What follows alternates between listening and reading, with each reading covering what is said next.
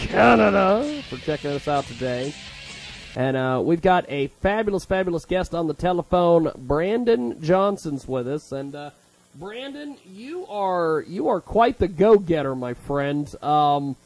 Give us a little bit of background on what you did for the for the election process this last go-around, my man, down there in Wichita, Kansas. Well, this year, and also I appreciate you having me on the show. No problem, man. My organization, CORE, was one of the main organizations organizing the Rock the Vote here in Wichita. To my knowledge, it had never happened, I guess, officially. There were different organizations who did, like, Rock the Vote events, but ours was synonymous with the national event. So we did that at McAdams. We had the newly elected Commissioner Jim Howe. He was there. Keen Umber, who was a Libertarian candidate running for governor. Yep. Representatives of the Brownback campaign. Gene Schodorf was there. Both sides of the sales tax issue here. The Better Wichita campaign and Yes Wichita. So it was a great event. We got a lot of people informed, and we even registered 8 folks. We found out later there were 5 other people that were down the street that we were able to register as well. So it's a great deal. Now, how did you get interested in politics? You know, I started a few years ago really doing a lot of work in the community and some grant writing, and I really began to see the connection between politics and community service and how you really need those grant funds on different levels, not only from private individuals, but also from state and county and federal grants. So as I began to see that a lot of the grants that we really needed that were actually having results were being cut, and I couldn't understand why programs that were successful were being cut while funding for other things wasn't, that really got me interested in getting to know who was in office, what their agenda was, and really trying to figure out why they were cutting those programs. Well, there was a big, this is the one thing I like about Wichita, Kansas, is that there are certain aspects, like earlier in our program we were talking about a bunch of drama and a bunch of things that are going on with some of the comics down there. And it seems like that the rappers are always fighting. But the one thing I loved about what happened with the sales tax and the Rock the Boat and everything that you guys did was that there was like a coalition of like 4 or 5 people that came together, brought their networks, and just did an incredible thing for Wichita. And it gives me a little bit of hope for the humans down there. Yeah. Me too. I love that part too. That was one of the things we questioned going forward with that was, would people really come together around the bigger issue of informing voters rather than trying to persuade them their way? Yeah. And they did it. I mean, it was awesome. We all wanted to make sure everybody was heard. Each side, we made sure they had equal time. Every one of our candidates who spoke was concerned about their opponent having the same amount of time. So for me, it was great to see everybody coming together for that. I mean, that was the first time for me, so it was awesome. Now, I know that there's a select group of people that after the election was over with, they kind of wanted to stick together and kind of be like a watchdog group down there for some of the politicians. That, I think, is just absolutely fantastic because it gives a lot of oversight to what's going on down there. Tell me a little bit about the sales tax and why that sort of fell apart at the last minute, because just from my experience and just from different things that I'd heard, it seemed like it was going to pass, and then it was like a week or two before things started coming out. Like, well, they were going to give some of the money to Interest Bank Arena for marketing purposes, and then they were going to do this and that. And then, like, what was it, a week before, there was a representative or someone down there that had found out that the city of Wichita had already borrowed the money, and they were ready to go. Right. It's a strange deal. Why do you think that fell apart so quick? Was it because they got overconfident and started just like, oh, okay, this is going to pass?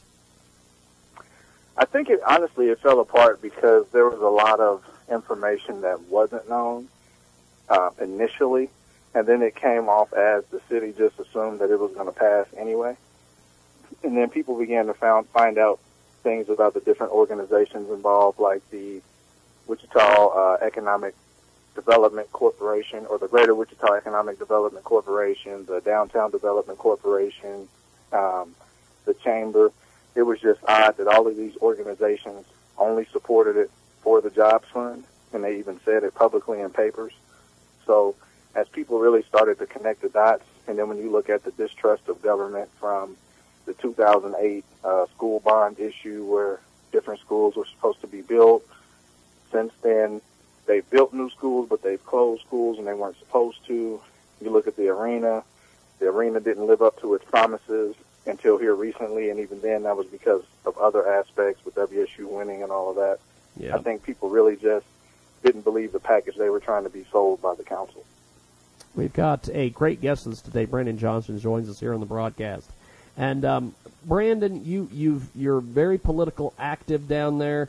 What did you think of this governor's race? I know that there was a heck of a lot of people that, just from my experiences of talking to folks on the radio and attending the state fair debate between Brownback and Davis, and just seeing all sorts of different people that were like, I really hate that Brownback, but he gets reelected.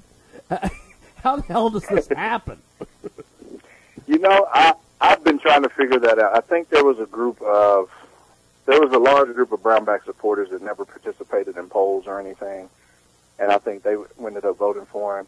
And then there was also groups of people who were persuaded by those commercials because they were a little misleading. You talk about the Carr brothers, which were serious here in Wichita. You link them to a certain justice, and then you say this justice is fundraising for Paul Davis. All of those things, I think, persuaded some people to go back to the Brownback side. And then I don't think a lot of people really understood the impact of Medicaid expansion. And if they really understood that people were really selling all of their possessions, I met so many seniors who sold cars and pieces of their home and are about to sell their home just to pay for medical bills. If people really knew that and knew it was because of one decision that he made, I think they would have voted differently. We've got a fantastic guest with us today, and he's very, very politically active down there in Wichita, Kansas. And I will have to say that you inspire a heck of a lot of people, my friend, to get more involved in the political process. Tell me a little bit about the behind the scenes here with putting this Rock to Vote event together, because that at the end of it, leading up to it, there was a lot of things I saw on social media that people were just like, this is just going to be another fuck thing. This is not going to be that big of a deal. But at the end of this whole thing, you guys had an organized attack. You were promoting this. You had music. You had representatives from all the campaigns. This thing was a big deal at the end of the day. Yeah, it was awesome. What really came about was Lamont Anderson. He's the board president of CORE. At the time, I was working for the Democratic Party, and he said he wanted to do Rock the Vote. And since I knew people in the Republican Party and I knew a few libertarians, I figured I could pull the political end of it together. So we kind of sat down. We came up with that. We talked with Jennifer Wynn about everything. She wanted to support. Immediately after that, we reached out to the music scene, some of the hottest artists or people who we saw had some of the bigger followings. We talked to them about it. They were interested in the various issues as well as the marijuana petition that was out at the time because it's so influential to get more people interested and actually to go vote. So we brought all that together. We all sat down at a table, and everybody was definitely on board to get people more informed. And I think that was the biggest piece of it because we weren't trying to push anybody to be Republicans or Democrats or Libertarians or vote for any particular candidate. It was just, let's inform people. They can make their own decision. We think some of these things or some of these people are good, but let's focus on getting people informed, and that, I think, is what really brought everybody together. Now, Brandon, let's talk about you brought up the marijuana issue there. This is going to be on the ballot for April of 2015. Do you think that this has a shot in passing? And if it does, do you think that this is going to be a big deal for Wichita? Because I know that in Colorado, they have seen their housing market improve. They've seen the taxes that they've paid down several deficits. Will this become a big deal for Wichita, and it's not going to be as scary as I'm sure the campaign ads leading up to this are going to be hilarious. But Right. do you think this is going to improve different things down there if this thing passes? And do you think this has a shot in hell of passing? I think it has a shot. Low turnout in April elections is pretty common right now. So if we can get enough people informed and interested, those people may come out to vote for it to make sure it passes. What I think will happen, again, is going to depend on the messaging, but if enough people get out and vote for it, it then puts the ball into the state legislature's court, and at that point we'll see what happens. I really don't think there's a lot of support in the legislature to pass something that recognizes it for the state, but judging from what they did with the casinos, somebody, I think it was Susan Wagle, who proposed a bill that would outlaw or ban voting on casinos here in Sedgwick County for 18 years.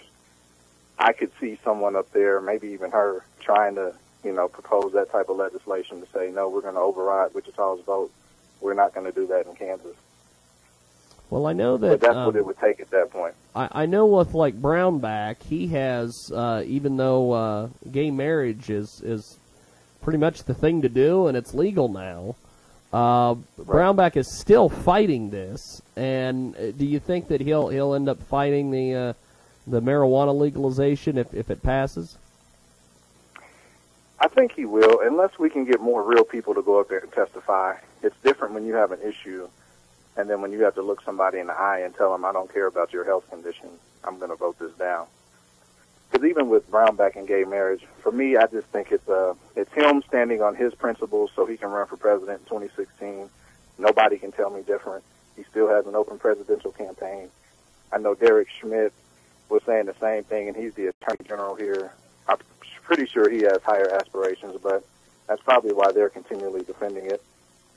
Because to me, it doesn't make sense. It's a waste of money if the Supreme Court continually shoots down all of these different laws that people keep trying to push to stop it. So to me, I just think they're positioning themselves to run for higher office.